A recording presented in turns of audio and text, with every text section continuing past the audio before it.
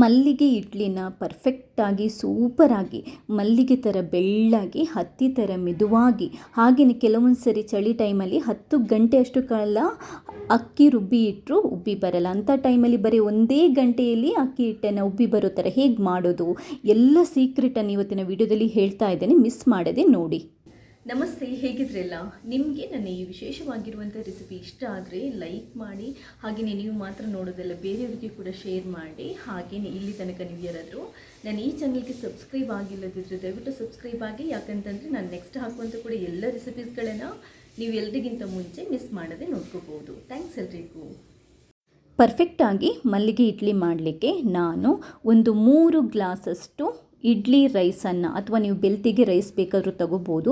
ಇದನ್ನ ಒಂದು 6 ಗಂಟೆ ಕಾಲ ನೀರಲ್ಲಿ ನೆನೆ ಹಾಕಿ ನೀಟಾಗಿ ತೊಳ್ಕೊಂಡು ಇಟ್ಕೊಂಡಿದ್ದೇನೆ. ನೋಡಿ, ಈ ಗ್ಲಾಸಲ್ಲಿ 3 ಗ್ಲಾಸ್ ಅಕ್ಕಿ ಹಾಕಿದ್ದೇನೆ. ಅಕ್ಕಿ ನಿಮಗೆ ಮಲ್ಲಿಗೆ ಇಡ್ಲಿ ಬೆಳ್ಳಗೆ ಬರಬೇಕು ಅಂತಂದರೆ ಅಕ್ಕಿಯನ್ನು ತುಂಬಾ ಕ್ಲೀನಾಗಿ ತೊಳಿಬೇಕು. ಯಾವ ಥರ ತೊಳಿಬೇಕು ಅಂತಂದರೆ, ಇದು ಮೊದಲನೇ ಟಿಪ್ಸ್ ನಾನು ಹೇಳ್ತಾ ಇರೋದು. ನೋಡಿ, ನೀರು ಈ ಥರ ಟ್ರಾನ್ಸ್ಪರೆಂಟಾಗಿ ಕ್ಲೀನ್ ಆಗೋ ತನಕ ತೊಳಿಬೇಕು. ನೀವು ನೆನೆ ಹಾಕೋಕ್ಕಿಂತ ಮುಂಚೆ ತೊಳೆದ್ರೂ ಓಕೆ, ಅಥವಾ ನೆನೆ ಹಾಕಿದ ನಂತರ ತೊಳೆದ್ರೂ ಓಕೆ. ನೋಡಿ ಎಷ್ಟು ಕ್ಲೀನ್ ಆಗಿದೆ. ಇಷ್ಟು ಕ್ಲೀನ್ ಆದ್ರೇ ನಿಮಗೆ ಇಡ್ಲಿ ಬೆಳ್ಳಗೆ ಬರುತ್ತೆ. ಇದನ್ನ ಇವಾಗ ನಾನು ಅಂದರೆ ನೆನೆ ಹಾಕಿ ಇಟ್ಟಿದ್ದೇನೆ ಆಲ್ರೆಡಿ, ಕ್ಲೀನಾಗಿ ತೊಳೆದ್ಬಿಟ್ಟು ಮಿಕ್ಸಿಗೆ ಹಾಕೊತಾ ಇದ್ದೀನಿ. ಇದಾದ ನಂತರ 3 ಗ್ಲಾಸ್ ಅಕ್ಕಿಗೆ ನಾನು 1 ಗ್ಲಾಸಷ್ಟು ಉದ್ದಿನಬೇಳೆ, ನಾರ್ಮಲಾಗಿ ಮಾಡೋ ಥರ ಸೇಮ್ ರೇಷಿಯೋ 1 ಗ್ಲಾಸಷ್ಟು ಉದ್ದಿನ ಬೇಳೆನ ಇದನ್ನು ಕೂಡ ಅಷ್ಟೇ 6 ಗಂಟೆ ಕಾಲ ನೆನೆ ಹಾಕಿ ಇಟ್ಟಿದ್ದೇನೆ. ಇದನ್ನ ಕೂಡ ಅಷ್ಟೇ ನೀವು ನೀರು ಕ್ಲೀನಾಗಿ ಟ್ರಾನ್ಸ್ಪರೆಂಟಾಗಿ ಕಾಣೋ ಥರ ತೊಳಿಬೇಕು. ಆವಾಗಲೇ ನಿಮಗೆ ಇಡ್ಲಿ ಬೆಳ್ಳಗೆ ಬರುತ್ತೆ. ನೋಡಿ, ಇಷ್ಟು ಕ್ಲೀನ್ ಆಗಬೇಕು.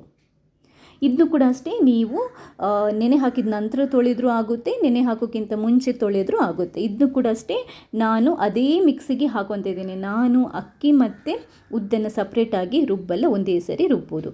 ಇವಾಗ ಇದಕ್ಕೆ 2 ಟೇಬಲ್ ಸ್ಪೂನಷ್ಟು ಸಬ್ಬಕ್ಕಿ, ಅದನ್ನು ಕೂಡ ಅಷ್ಟೇ ನೆನೆ ಹಾಕಿ ಕ್ಲೀನಾಗಿ ತೊಳೆದ್ಬಿಟ್ಟು ನಾವು ಮಿಕ್ಸಿಗೆ ಹಾಕೋಬೇಕು. ಎಲ್ಲದನ್ನು ಅಷ್ಟೇ 6 ಗಂಟೆ ಕಾಲ ನೆನೆ ಹಾಕಬೇಕು.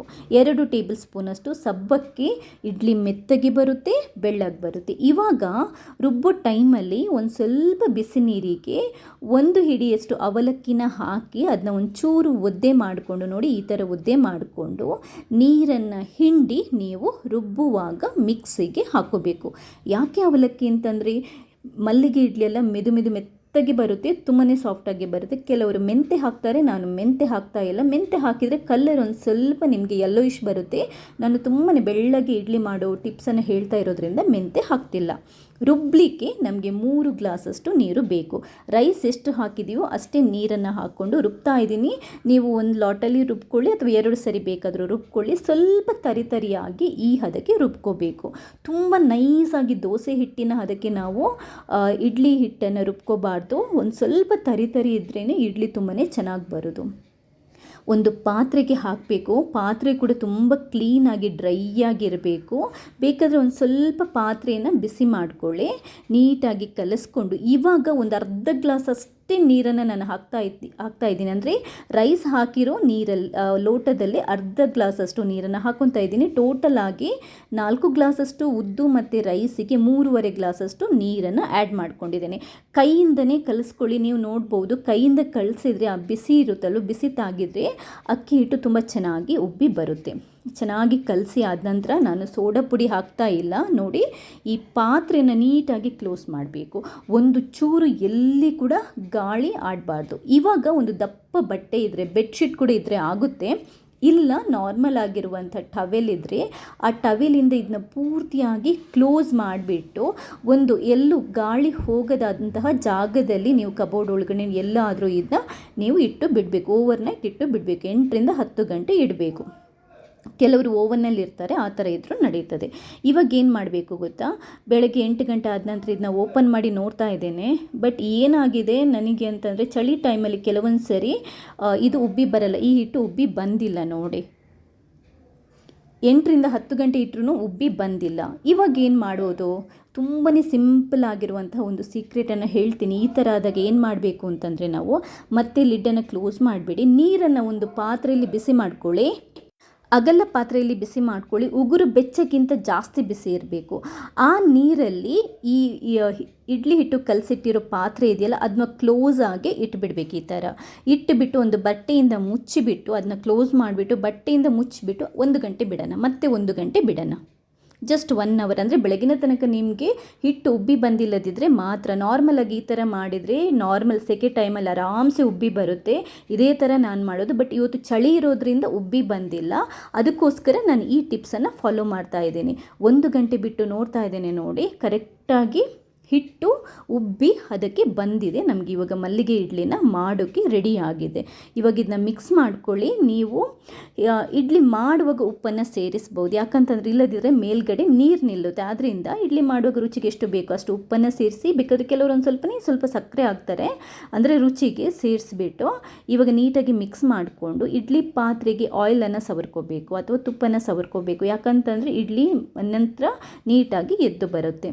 ಹಿಟ್ಟನ್ನು ಹಾಕ್ಕೊಂಡು ಇವಾಗ ಇಡ್ಲಿ ಪಾತ್ರೆನ ಸ್ಟವ್ ಮೇಲಿಟ್ಟು ಕ್ಲೋಸ್ ಮಾಡಿಬಿಟ್ಟು ಸ್ಟೀಮಲ್ಲಿ 10 ನಿಮಿಷ ಸಾಕು. ಎಕ್ಸಾಕ್ಟಾಗಿ 8ರಿಂದ 10 ನಿಮಿಷ ಬೆಂದರೆ ನೋಡಿ, ನಿಮಗೆ ಕಾಣ್ತಾ ಇದೆಯಾ, ಕರೆಕ್ಟಾಗಿ 10 ನಿಮಿಷ ಆಗಿದೆ. ಉಬ್ಬಿ ಬಂದಿದೆ ನೋಡಿ, ಮೇಲ್ಗಡೆ ಎತ್ತರ ಕಾಣ್ತಾ ಇದೆ ನಿಮಗೆ. ಮೆತ್ತಗೆ ಕೂಡ ಆಗಿದೆ, ತುಂಬಾ ಚೆನ್ನಾಗಿ ಬಂದಿದೆ. ತೆಗೆದಿಟ್ಬಿಟ್ಟು ಇಮಿಡಿಯೇಟಾಗಿ ಒಂದು ಸ್ವಲ್ಪ ತಣ್ಣೀರನ್ನು ಚಿಮುಕಿಸ್ಬಿಟ್ಟು ಜಸ್ಟ್ 1 ನಿಮಿಷ ಬಿಟ್ಟು ಇದನ್ನ ತೆಗಿಬೇಕು. ಜಾಸ್ತಿ ತಣ್ಣಗಾಗಲಿಕ್ಕೆ ಬಿಟ್ಟರೆ ಪಾತ್ರೆಗೆ ಅಂಟ್ಕೊಳ್ಳುತ್ತೆ. ಬಿಸಿ ಇರುವಾಗಲೇ ಸ್ವಲ್ಪ ನೀರು ಚಿಮುಕಿಸ್ಬಿಟ್ಟು 1 ನಿಮಿಷ ಬಿಟ್ಟು ತೆಗೆದ್ರೆ ನೋಡಿ ಎಷ್ಟು ಪರ್ಫೆಕ್ಟಾಗಿ ತೆಗೀಲಿಕ್ಕೆ ಬರ್ತದೆ. ಹಾಗೆಯೇ ಇಡ್ಲಿ ಕೂಡ ಎಷ್ಟು ಮೆತ್ತಗಾಗಿದೆ ಅಂತ ನೋಡಿ. ನಿಮಗೆ ಆ ಟೆಕ್ಸ್ಚರ್ ಇದು ನೋಡಿದ್ರೇ ಗೊತ್ತಾಗುತ್ತೆ ಮಲ್ಲಿಗೆ ಇಡ್ಲಿ ಎಷ್ಟು ಸೂಪರಾಗಿ ಬಂದಿದೆ ಅಂತ. ನೋಡ್ತಾ ಇದ್ದೀರಲ್ವಾ, ಪರ್ಫೆಕ್ಟ್ ಆಗಿರುವಂಥ ಮಲ್ಲಿಗೆ ಇಡ್ಲಿನ ನಾವು ಎಷ್ಟು ಸುಲಭವಾಗಿ ಎಷ್ಟು ಸಿಂಪಲಾಗಿ ಮಾಡಿದ್ವಿ ಅಂತ ಎಲ್ಲ ಟಿಪ್ಸನ್ನು ನಾನು ಹೇಳ್ಕೊಟ್ಟಿದ್ದೀನಿ.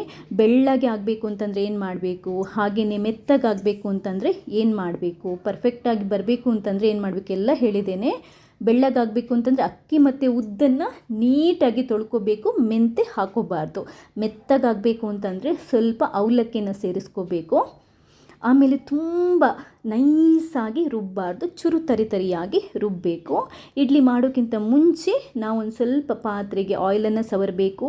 8-10 ಗಂಟೆ ಇಟ್ಟರೂ ಕೂಡ ಉಬ್ಬು ಬಂದಿಲ್ಲದಿದ್ದರೆ ನೀವು ಸ್ವಲ್ಪ ಬಿಸಿ ನೀರಲ್ಲಿ ಇಡ್ಲಿ ಹಿಟ್ಟಿನ ಪಾತ್ರೆನ ಇಟ್ಬಿಟ್ಟು ಕ್ಲೋಸ್ ಮಾಡಿ 1 ಗಂಟೆ ನಂತರ ಬಿಟ್ಟು ನೋಡಿದಾಗ ಹಿಟ್ಟು ಉಬ್ಬಿ ಬರುತ್ತೆ. ಪರ್ಫೆಕ್ಟಾಗಿ ನೀಟಾಗಿ ನಮಗೆ ಮಲ್ಲಿಗೆ ಇಡ್ಲಿನ ಆರಾಮ್ಸೆ ಮನೆಯಲ್ಲೇ ಮಾಡ್ಕೋಬೋದು. ಮಲ್ಲಿಗೆ ಇಡ್ಲಿ ಮಾಡುವ ಈ ಎಲ್ಲ ಸೀಕ್ರೆಟ್ ಟಿಪ್ಸ್ಗಳು ನಿಮಗೆ ಇಷ್ಟ ಆದರೆ ಲೈಕ್ ಮಾಡಿ. ನೀವು ಮಾತ್ರ ನೋಡೋದಲ್ಲ, ಬೇರೆಯವರಿಗೆ ಕೂಡ ಶೇರ್ ಮಾಡಿ. ಹಾಗೆಯೇ ನನ್ನ ಈ ಪ್ರಯತ್ನನ ಇದೇ ಥರ ಸಪೋರ್ಟ್ ಮಾಡಲಿಕ್ಕೆ ಮರಿಬೇಡಿ. ಥ್ಯಾಂಕ್ಸ್ ಎಲ್ರಿಗೂ.